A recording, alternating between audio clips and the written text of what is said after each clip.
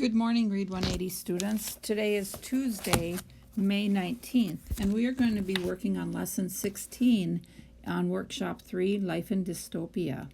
So today we're going to read Part 2 of the excerpt from the novel The Hunger Games.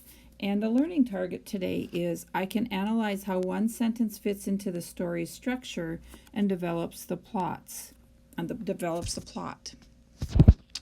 So if you have your book ready, we're going to turn to page 160, and we're going to continue to read The Hunger Games today, which is part 2.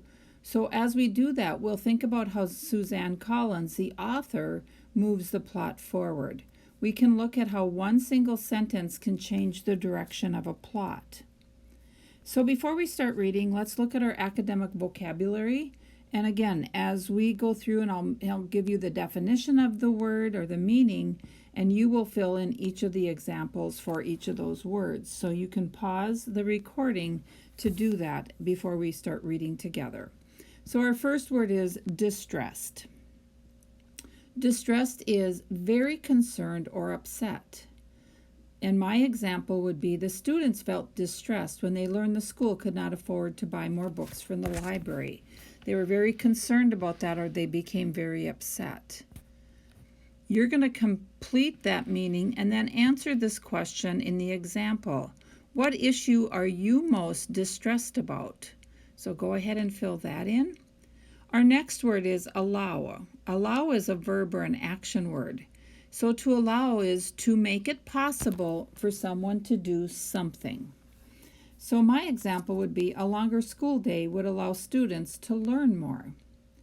So again, after you fill out the meaning, I'd like you to fill out or complete the example.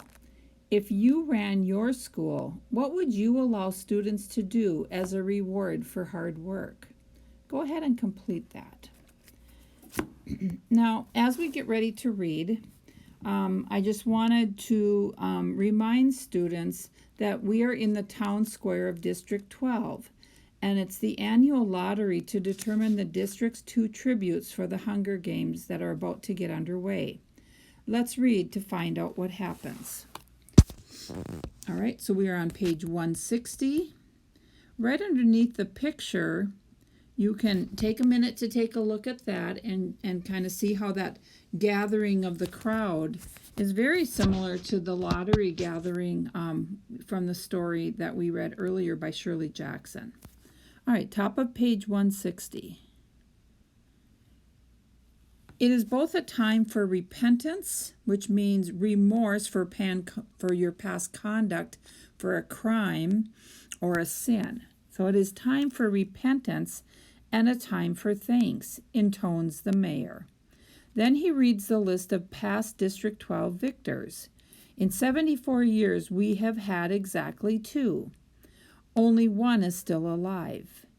Hamish Abernathy, a paunchy, middle-aged man who at this moment appears hollering something unintelligible, which means it's difficult to understand, staggers onto the stage and falls into the 3rd chair.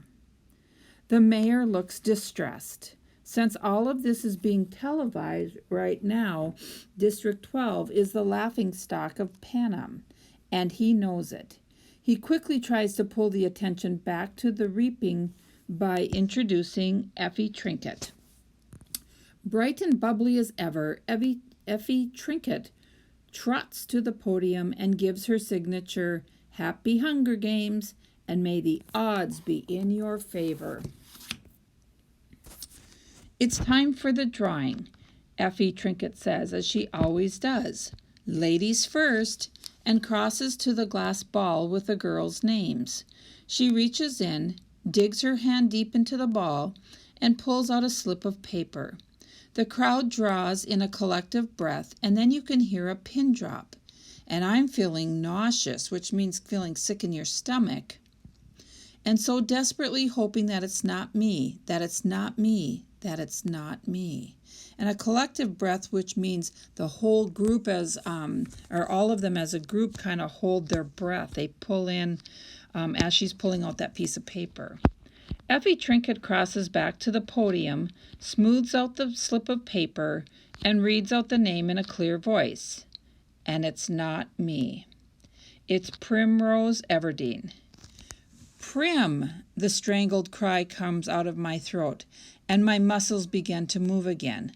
Prim, I don't need to shove through the crowd. The other kids make way immediately, allowing me a straight path to the stage. I reach her just as she is about to mount the steps.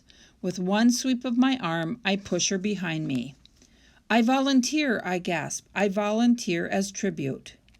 Prim is screaming hysterically behind me. She's wrapped her skinny arms around me like a vice.